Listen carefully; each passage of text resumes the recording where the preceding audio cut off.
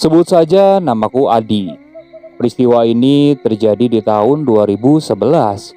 Saat itu, aku mendapatkan tugas dari perusahaan tempatku bekerja untuk mengerjakan sebuah proyek di salah satu pabrik yang ada di daerah Ranca Ekek. Dan aku sendiri kebetulan berasal dari daerah Jawa Tengah. Saat aku akan ditugaskan, aku ingat ada salah satu temanku semasa sekolah. Dia bekerja di daerah Ranca Ekek juga.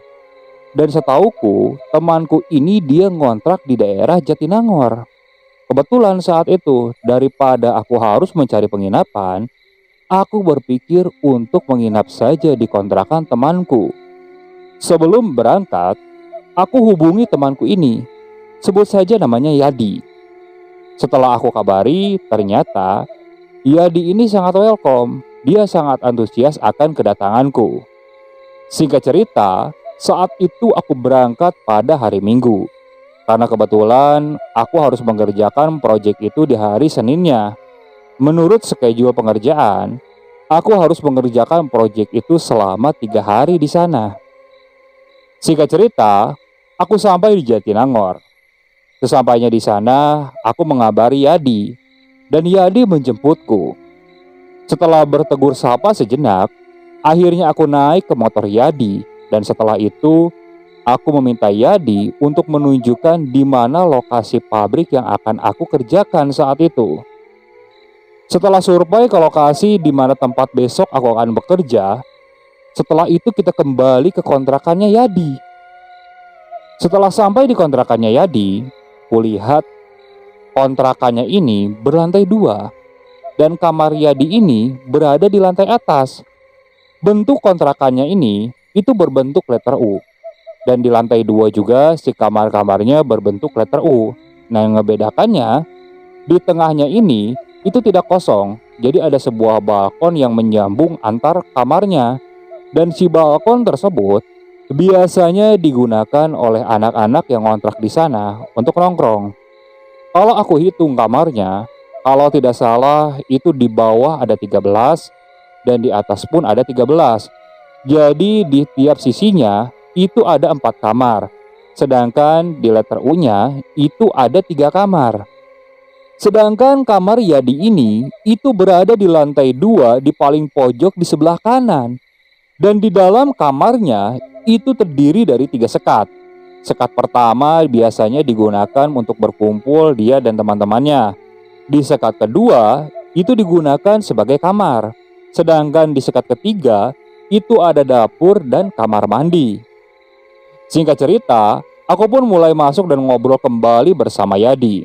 Kami mulai berbincang-bincang dari masa lalu kami, masalah pekerjaan dan lain sebagainya. Di tengah-tengah kami sedang mengobrol, salah satu tetangga yang berada di sebelah kamar si Yadi ini itu menghampiri kami. Dia mulai ikut nimbrung lah ngobrol bersama kami. Sebut saja namanya Yusuf. Dan setauku ternyata Yusuf ini itu adalah rekan sepekerjaannya Yadi. Bisa dibilang dia satu tim dengan Yadi. Jadi kalau bekerja, Yadi dan Yusuf ini itu satu shift bebarengan. Dan kebetulan esok harinya si Yadi ini kebagian shift 2. Saat itu aku sempat canggung. Kenapa? Karena aku bekerja untuk mengerjakan proyek di salah satu pabrik yang ada di Ranca Ekek itu dari pagi sampai sore saja. Jadi ketika malam, otomatis aku akan sendirian di kamar Yadi ini. Tapi Yadi ini bilang, katanya dia juga kalau pagi pulang. Otomatis kan aku nginap di sana, paling ketemu si Yadi cuma sebentar. Ya mungkin bisa dibilang hampir tidak ketemu sama sekali.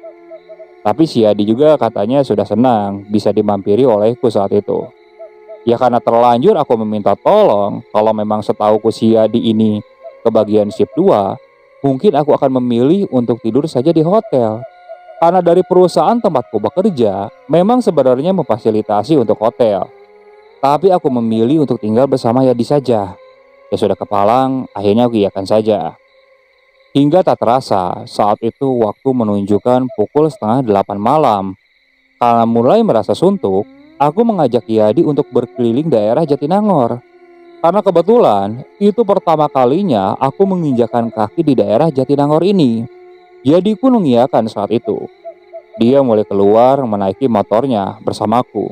Kita mulai keliling-keliling daerah Jatinangor. Setelah mampir ke beberapa tempat untuk makan dan melihat-lihat, kita mulai kembali ke kontrakan. Kulihat jam menunjukkan pukul 10 malam. Saat sudah di dalam kamar Yadi, kami mulai kembali berbincang-bincang.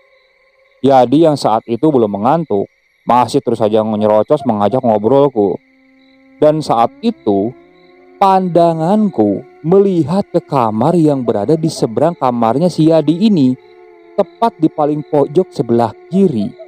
Dan kulihat saat itu, seperti ada seseorang yang mengintip di balik jendela.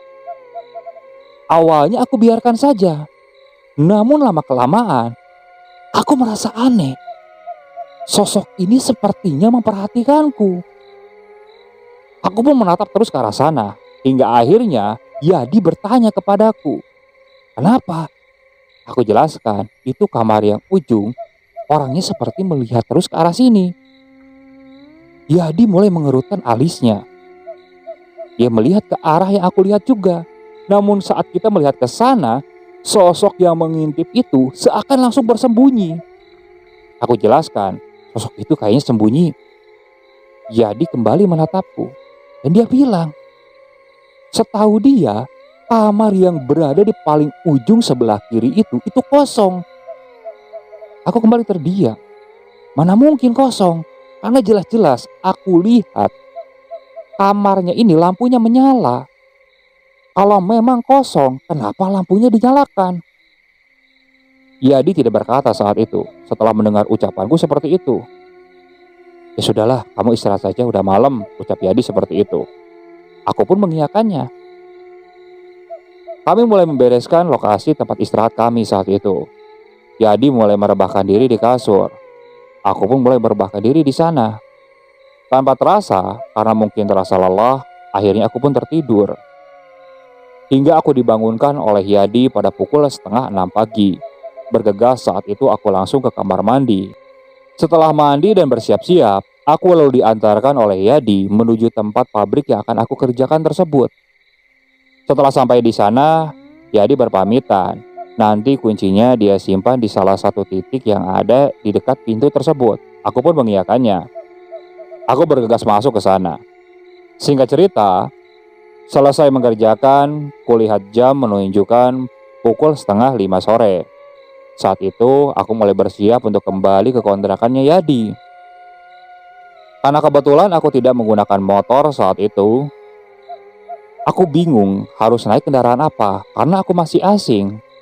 Aku coba kontak Yadi, namun tidak dijawab juga. Akhirnya aku nekat naik angkot saat itu. Aku coba hafal-hafal jalan yang aku tempuh tadi. Hingga akhirnya setelah naik salah satu angkot dan ditempuh dengan berjalan kaki sejenak, akhirnya aku sampai kembali di kontrakannya Yadi. Saat aku naik ke atas, sepertinya Yadi ini sudah berangkat. Karena menurut Yadi, kalau dia kebagian shift malam, biasanya dia pulang pada pukul 1 malam. Aku lalu ambil kunci di tempat penyimpanan yang Yadi biasa sembunyikan. Setelah itu, aku langsung masuk ke dalam.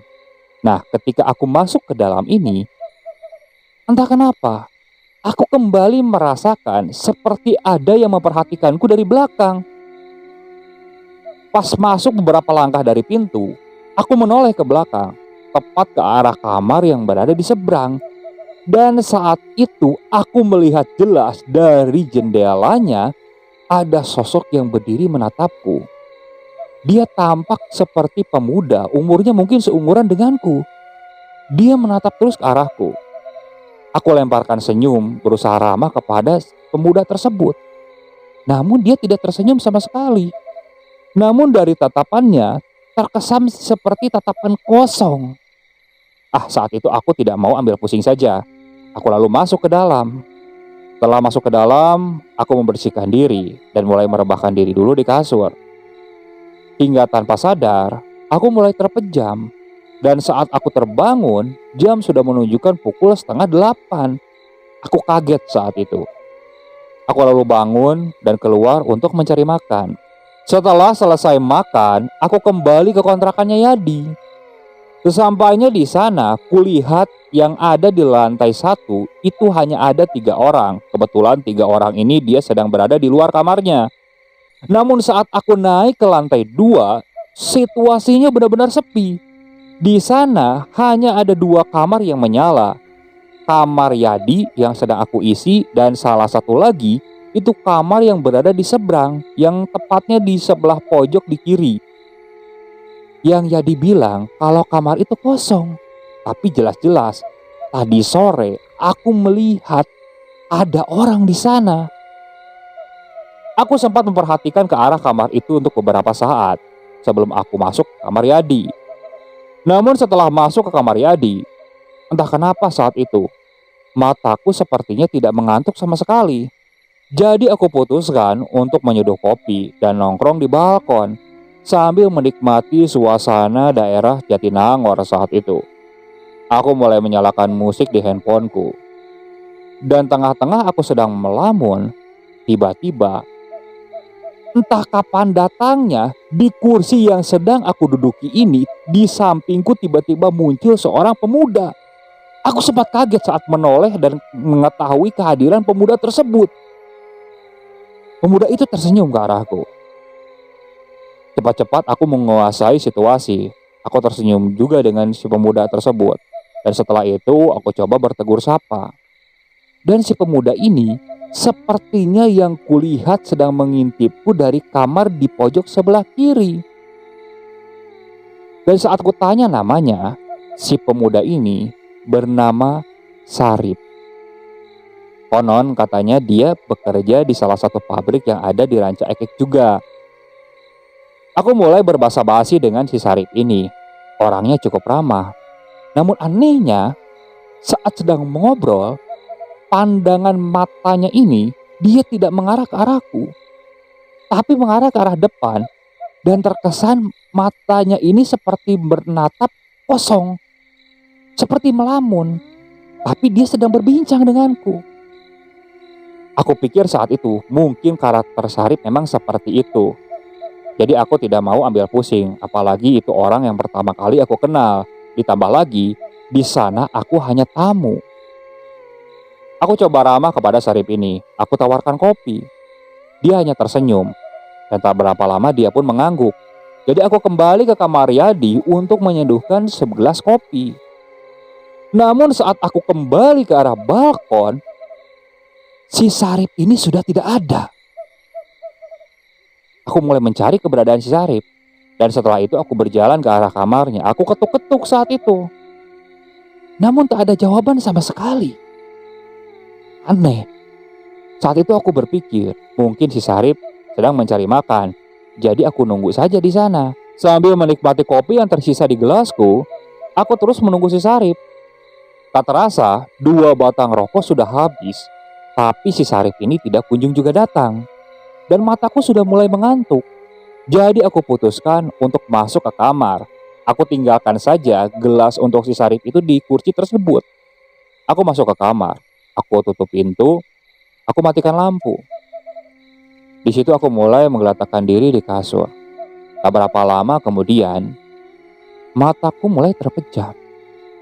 Entah pukul berapa karena posisi gelap saat itu, aku mendengar pintu kamar si Yadi ini itu seperti ada yang mengetuk. Ketukannya lambat. Awalnya aku biarkan, namun kelamaan ketukan itu terus saja berulang. Akhirnya aku bangkit karena aku pikir mungkin itu si Yadi yang baru datang. Dengan rasa yang masih ngantuk saat itu, aku mulai berjalan mendekat ke arah pintu.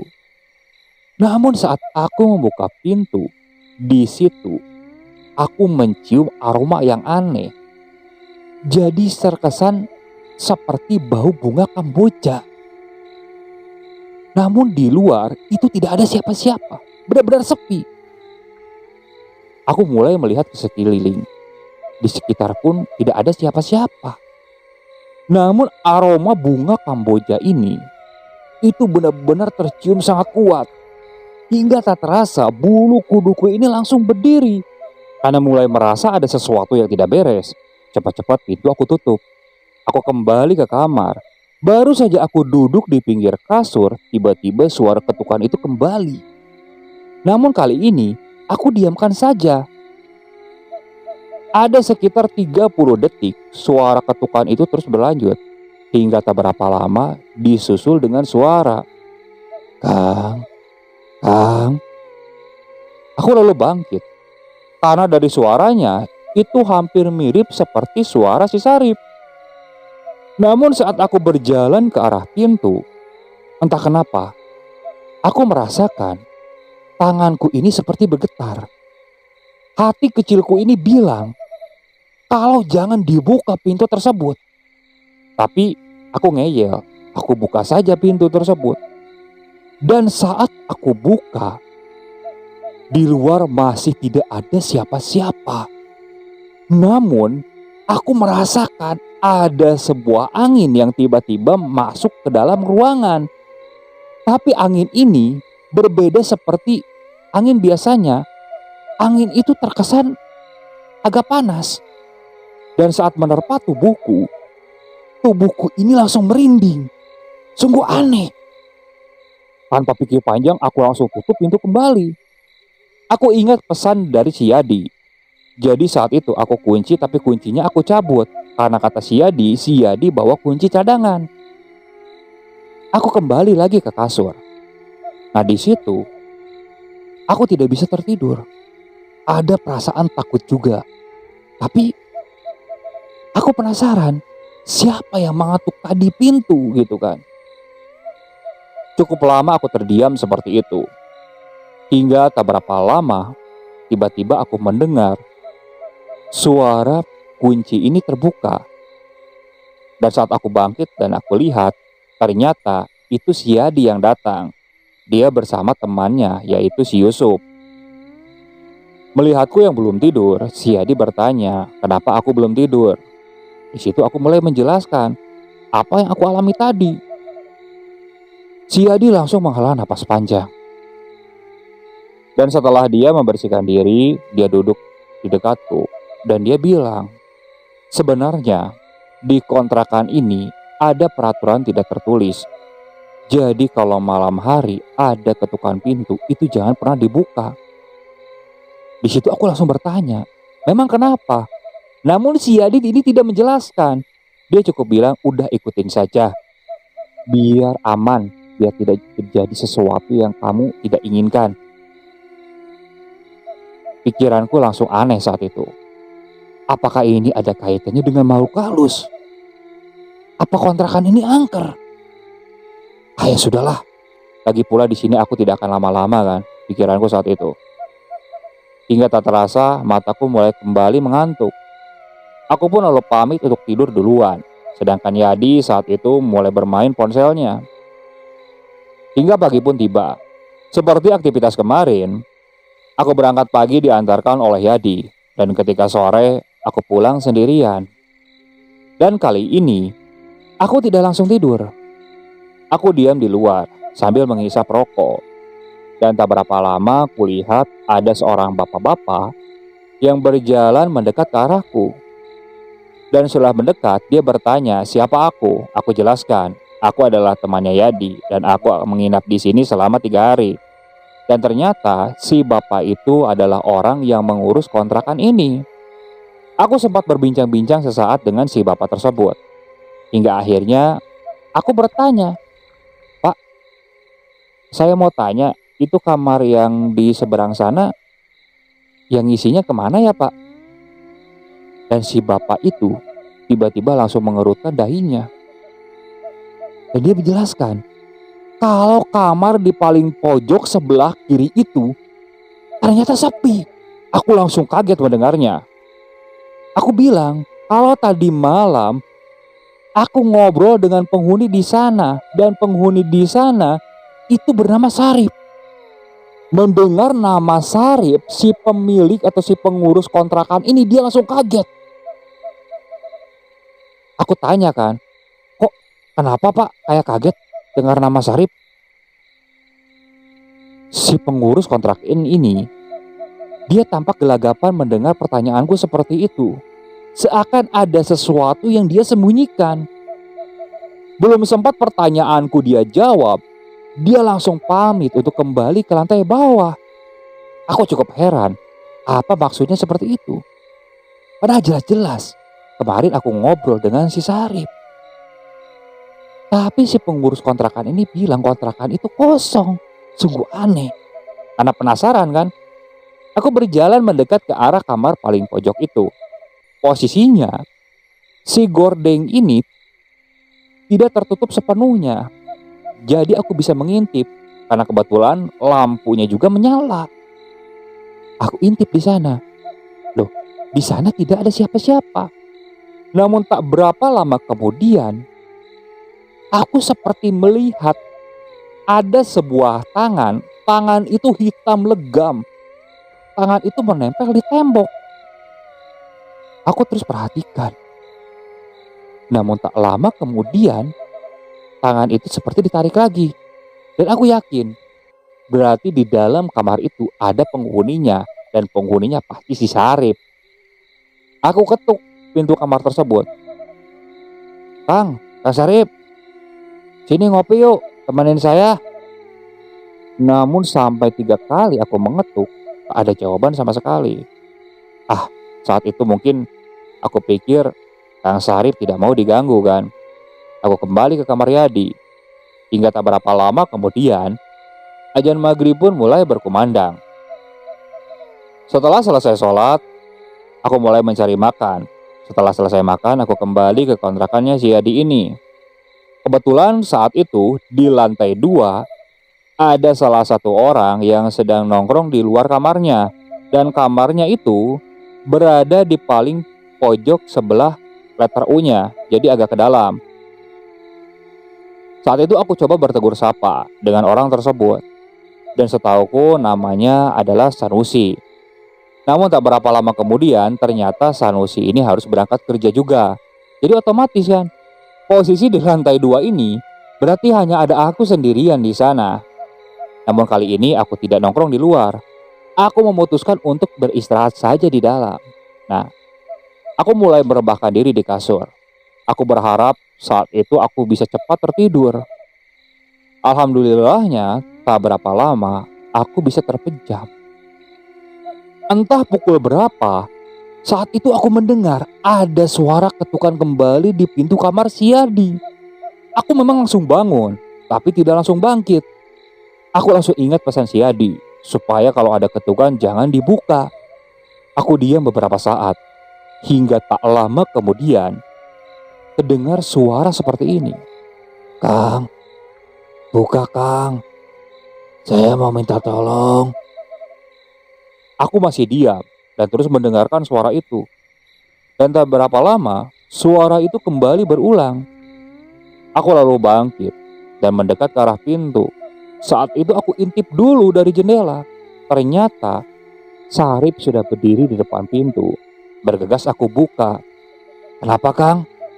Dan si Sarip bilang, katanya dia mau numpang ke air. Karena air yang berada di kontrakannya ini katanya tidak menyala. Ya sudah, aku persilakan saja. Kebetulan saat itu lampu kamar dan lampu yang berada di sekat depan itu mati. Yang menyala hanya di dapur dan di kamar mandi.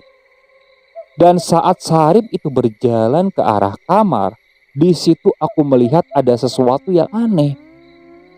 Jadi jalannya ini seperti tidak menapak ke lantai. Saat itu aku mengucek-ucek mataku. Maklum namanya baru bangun kan, takutnya halusinasi. Namun saat aku membuka mata kembali, Sarip ini sudah berhasil melewati kamar dan masuk ke kamar mandi. Aku nyalakan lampu kamar dan lampu depan. Namun tak lama kemudian, tiba-tiba seluruh lampu yang ada di kamar Yadi ini itu mati total. Aku langsung kaget kan. Khawatirnya ada masalah dengan KWH di kamar si Yadi ini. Karena kontrakan di sana itu satu kamar ada satu KWH. Aku langsung keluar kan. Namun kulihat di kamar yang lain itu lampunya menyala. Aku coba lihat KWH-nya, itu tidak ada yang aneh. Namun kok lampunya bisa mati kan? Aku masuk ke dalam, memanggil-manggil nama si Sarif.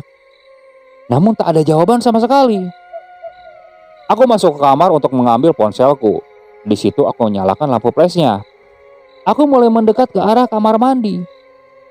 Namun saat aku masuk ke dapur, posisi pintu kamar mandi ini itu tidak ditutup, terbuka sedikit. Otomatis kan aku panggil, "Kang, Kang, kelihatan gak Kang?" Namun tak ada jawaban sama sekali. Hingga akhirnya aku putuskan untuk membuka pintu tersebut sambil mengarahkan lampu flash yang ada di ponselku ini. "Maaf Kang ya." Dan saat pintu terbuka, di situ aku langsung kaget.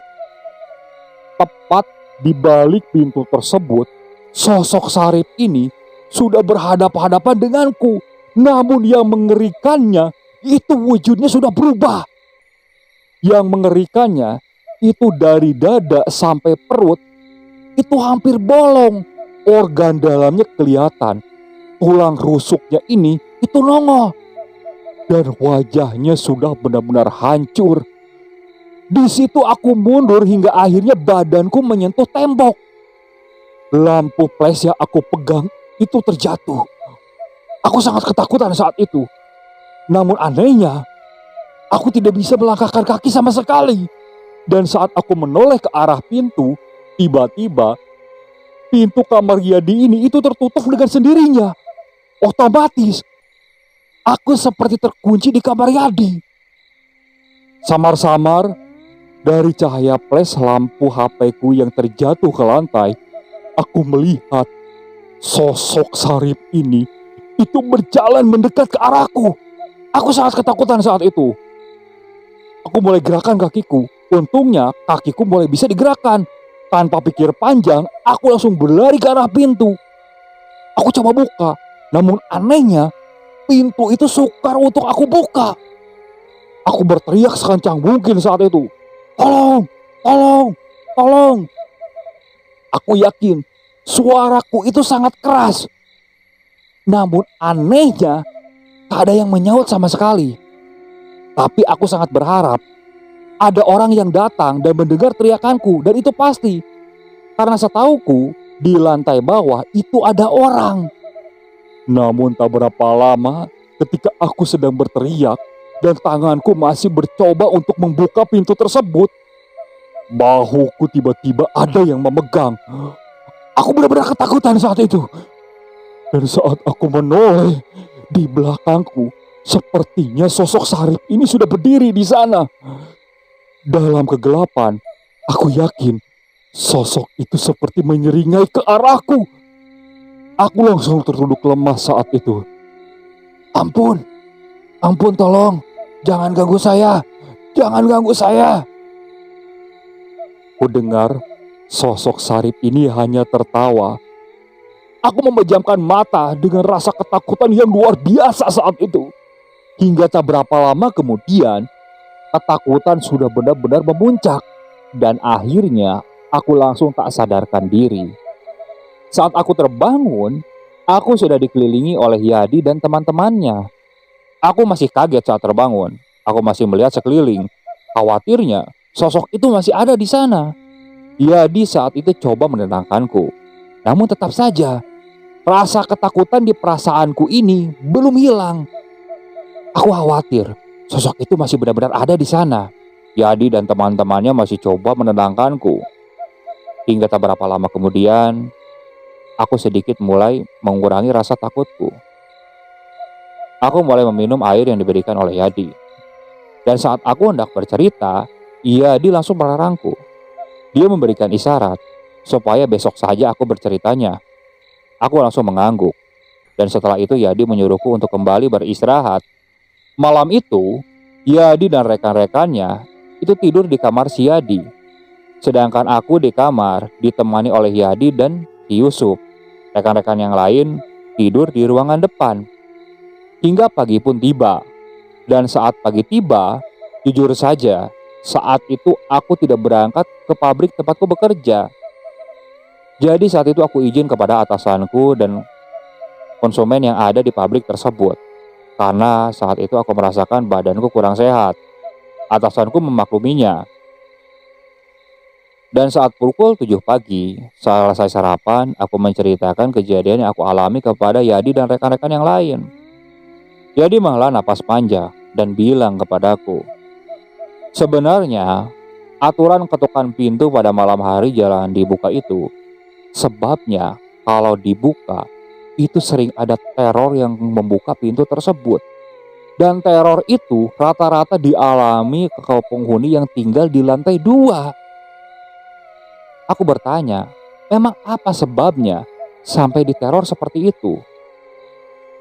Belum sempat si Yadi cerita, pengurus kontrakan, si bapak yang kemarin sempat ngobrol denganku, itu menghampiri ke kamar Yadi. Sepertinya si bapak pengurus ini mendengar cerita kejadian yang aku alami tadi malam.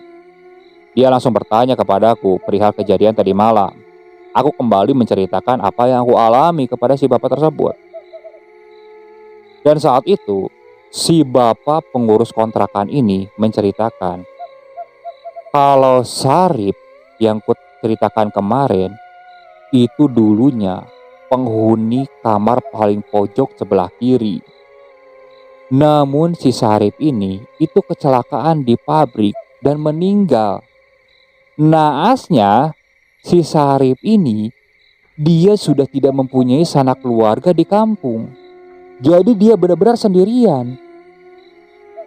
Dan saat itu, karena dia sudah tinggal lama di kontrakan tersebut dan dia juga akrab dengan warga sekitar, si Sarip ini dikebumikan di daerah di dekat kontrakan tersebut. Namun parahnya, semenjak meninggalnya si Sarip, kamar pojok sebelah kiri itu tidak pernah ada yang berani mengisi. Dulu pernah ada beberapa kali yang ngisi, tapi sosok Sarip ini seakan enggan untuk pindah dari tempat tersebut. Jadi yang ngisi selalu diganggu oleh sosok tersebut.